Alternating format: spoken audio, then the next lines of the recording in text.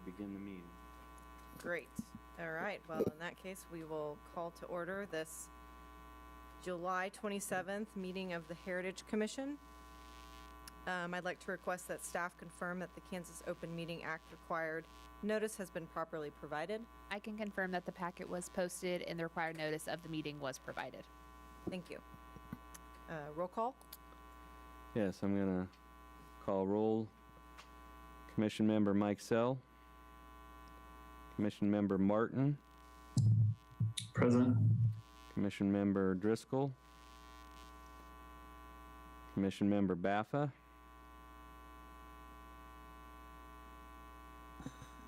You're still muted, Dan.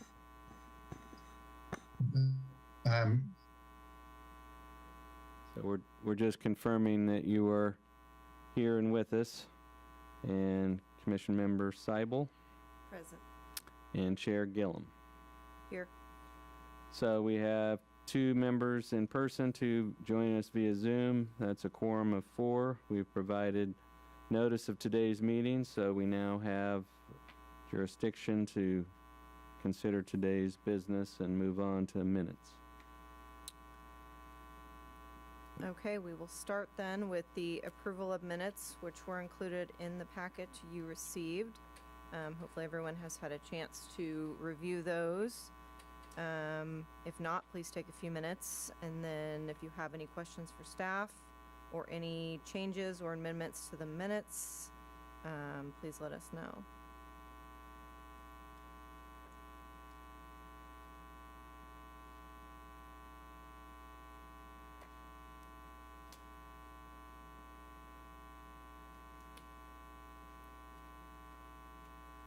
Move to approve. Okay, we have one motion to approve the minutes. Is there a second? I second. We have a second. All those in favor? Aye. Aye. Aye. Any opposed? Okay, the minutes have been approved. We will move on then to new business, public hearing item, application CA221, filed by Dana Lively on behalf of Artis Lively, requesting approval of a certificate of appropriateness to allow the demolition and removal of a single-family residential dwelling.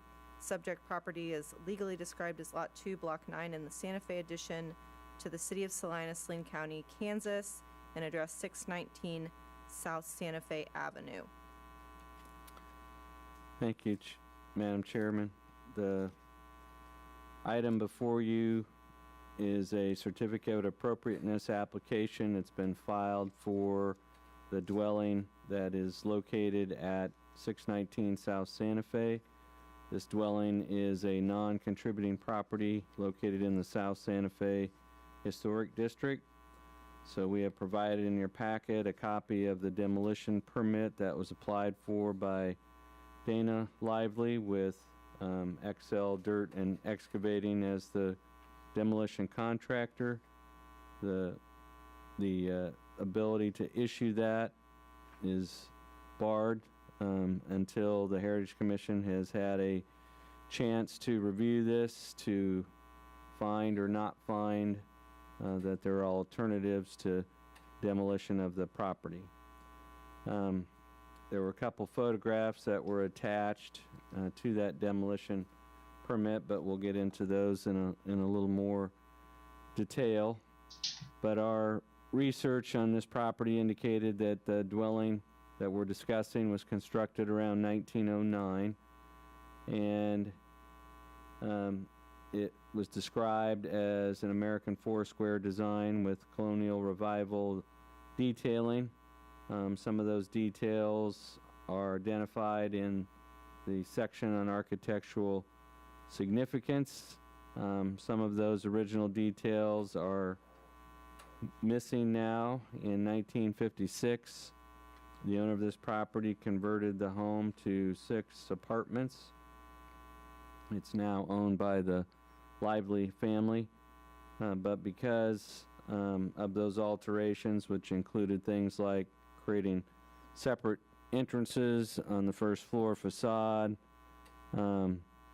There's been some changes to the foundation around the front porch. There were exit stairs added to the rear. And when the South Santa Fe Historic District was formed in 1991, it was found that those exterior alterations had resulted in this being classified as a non-contributing property. Our building official, Sean Pilcher, who is here at today's meeting, his responsibility is for ensuring that property in the city meets various building and property maintenance codes and doesn't pose a risk to the general public. To that end, we have what is known as the Dangerous Structures program in the city of Salina, and we respond to citizen complaints as well as staff-initiated inspections regarding structures that appear to be so deteriorated as to present a danger to the public. Many times staff is able to work with those owners and we achieve repairs and code compliance. Some of the properties continue to deteriorate, and in those cases where no improvements or insufficient improvement is made, then there are proceedings that are initiated pursuant to a state statute dealing with dangerous structures. And so when it reaches that point, the building official sets a public hearing with the city commission, and they make a determination whether they agree that the structure is unsafe and dangerous. And in this case, that was done, and there was a determination made that the property was unsafe and dangerous, and the choice was to repair the structure or modify and then demolish the structure. And so there are two resolutions that are referred to in your report. The second resolution allowed the property owners additional time until September 9th, 2022 to either effect the repairs or effect the demolition. They have indicated to staff that they don't feel that it's economically or physically feasible to make the necessary repairs, and so they have applied for this permit to demolish the dwelling.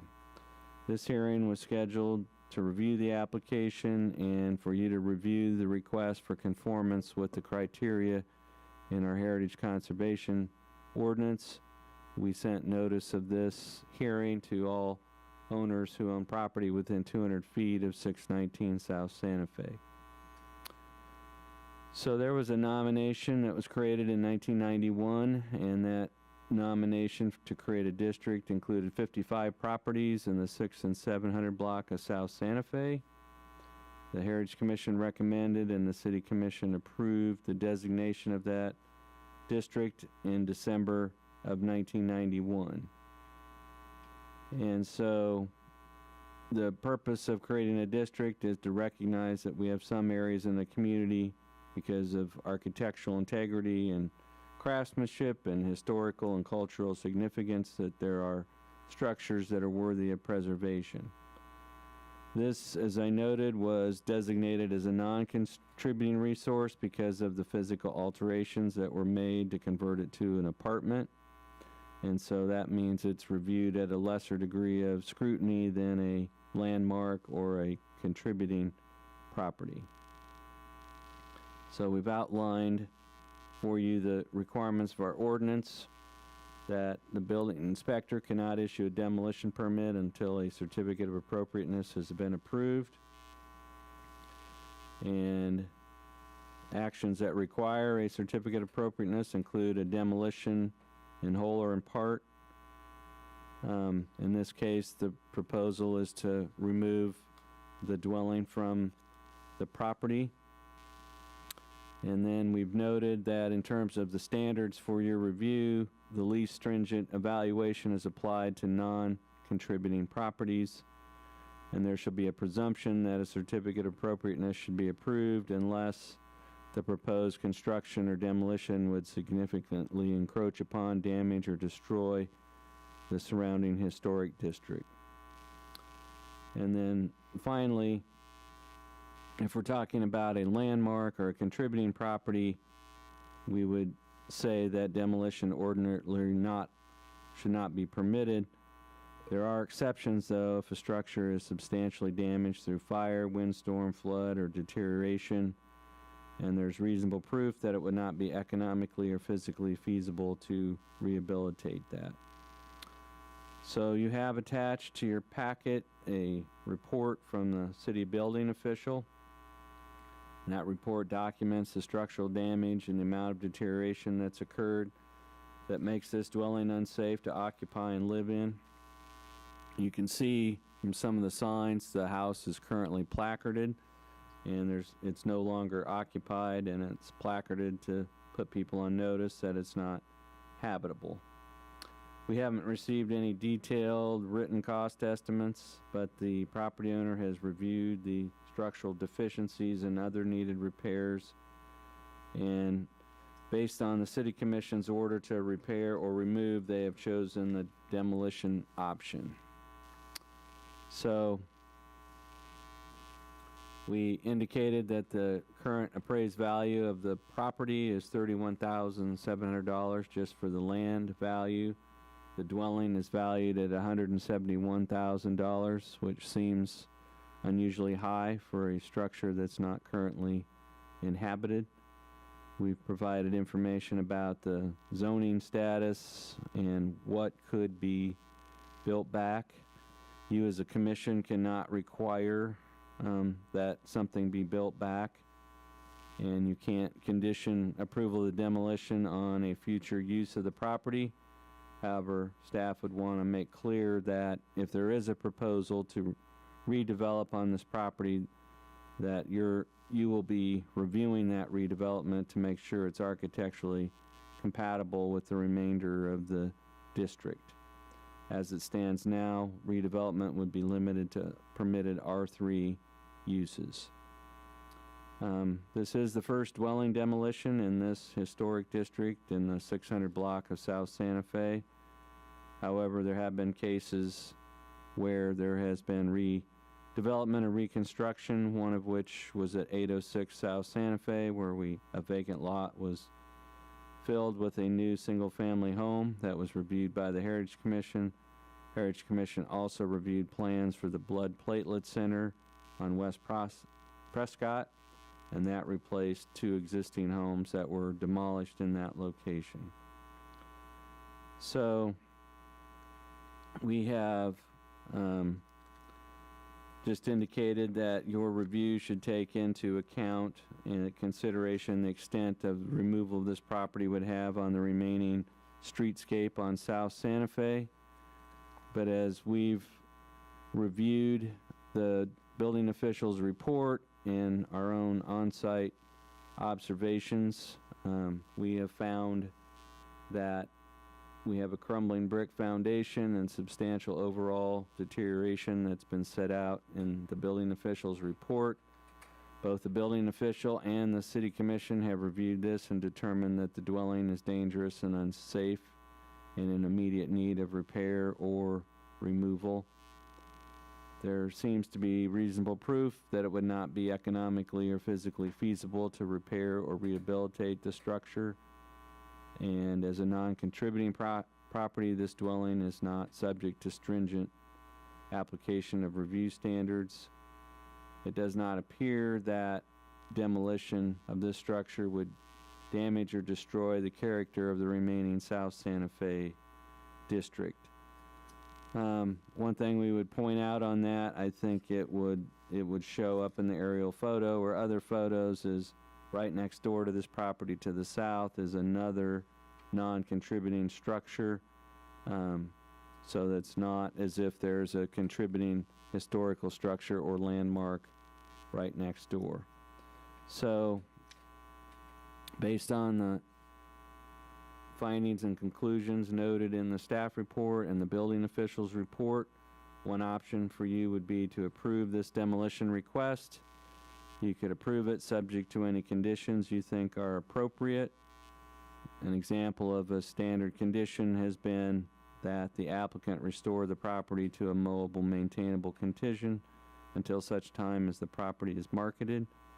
You could postpone consideration after today's meeting to a future meeting date if you have specific information that you think is lacking this afternoon, or you could deny the demolition request if you don't think the standards for demolition have been met.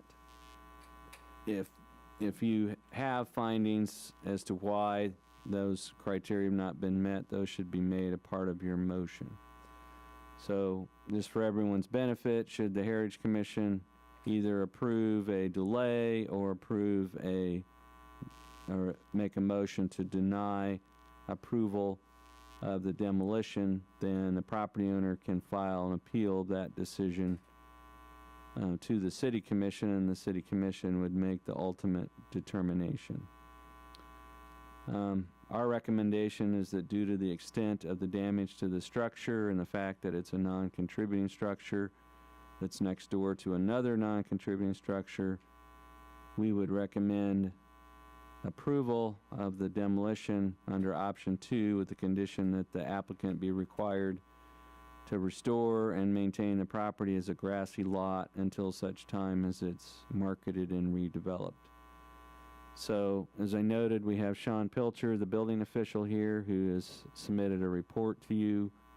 He is available for any questions. Staff would be available for any questions about the historic district in general or this specific property. Thank you, Mr. I had a question for staff. Since I live at 605 South Santa Fe, would that be considered a conflict of interest for myself? That would not disqualify you as having a conflict of interest. It would just make you a more interested member than the other members, but it's not a disqualifying fact. Okay. Okay, thank you, Mr. Is, I have a question. Is the property owner going to pay for that? I see that they were notified and didn't respond or didn't reply, or can you comment on that? I'll let Mr. Pilcher address how that process works and why this was taken before the City Commission. Sean Pilcher, building official here. The property owner has applied for a demolition permit, so they are going to pay for the demolition themselves. However, per the resolution in your packet, there is a deadline for them to complete the work. They already have what I would call commence work by applying for the permit. So they met that deadline. However, if they don't, for whatever reason, if you guys approve the certificate of appropriateness to demolish the structure and they fail to do so, then the city can hire a contractor and have it demolished themselves. If that is the case, then the property owner will be billed for that cost, and then they'll have 30 days to pay that fee. And if they don't, it will be assessed to the taxes on the property. But to back up a little bit, the property owner has applied for a permit and they are planning to demolish it themselves.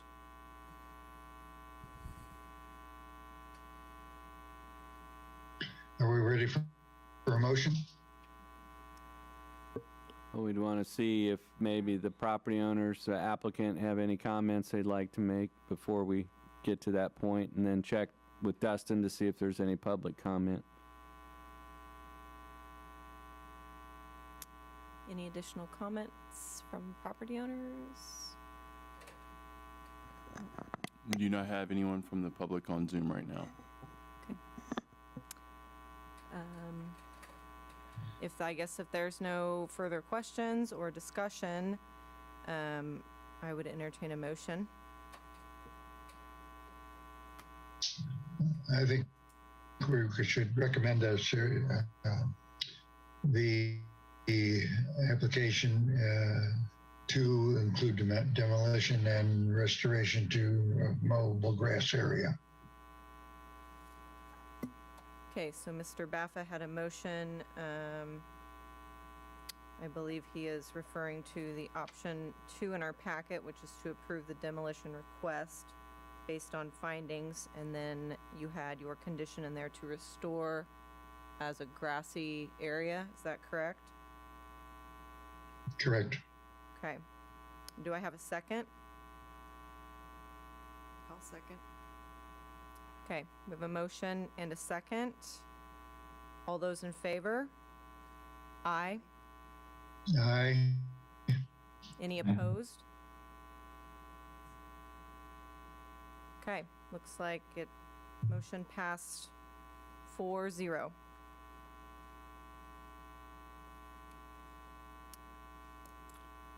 And it does not appear that we have any other items on our agenda Yeah. for today. We don't have any other items. The only possible administrative item I'm still in. If you read the minutes, we had some discussions with Katrina Ringler with the state, and we are due for renewal and reconsideration of our certified local government agreement, and I've reached out to her just to see if there's anything we need to be doing, but should they get a draft of that back to us, then we'll be scheduling a meeting for that.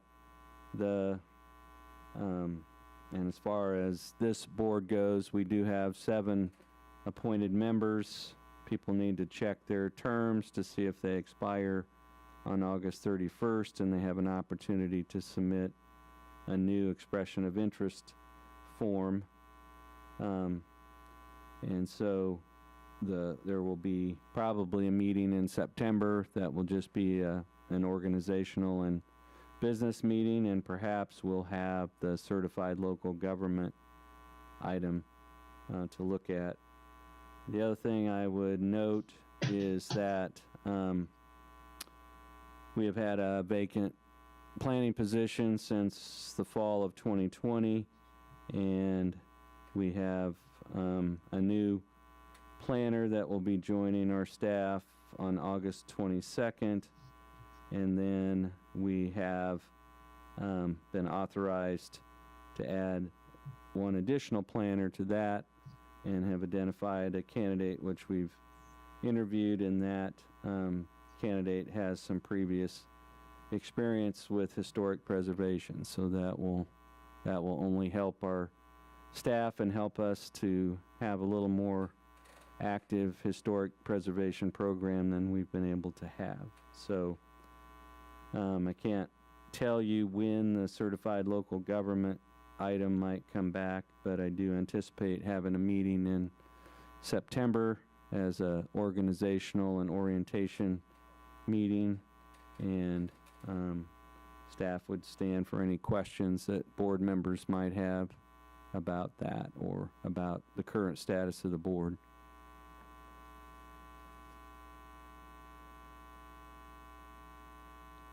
I have a question outside of the Heritage Commission review, and that is what is going to happen to the buildings west of the muraled silos on Santa Fe? Well, they're under private ownership.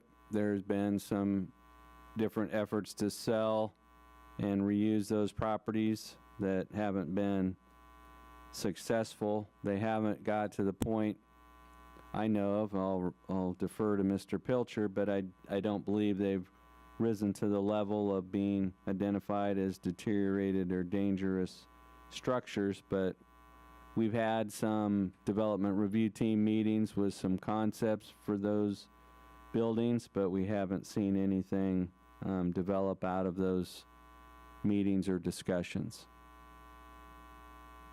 So we don't know of any specific plans for those buildings.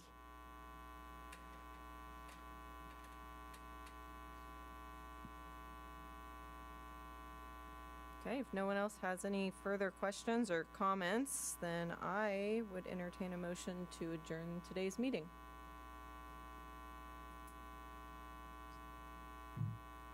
So moved. Thank you. Is there a second? Yes. Okay, motion and a second to adjourn. Those in favor? Aye. Aye. Any opposed? Okay, great. Thanks, everybody.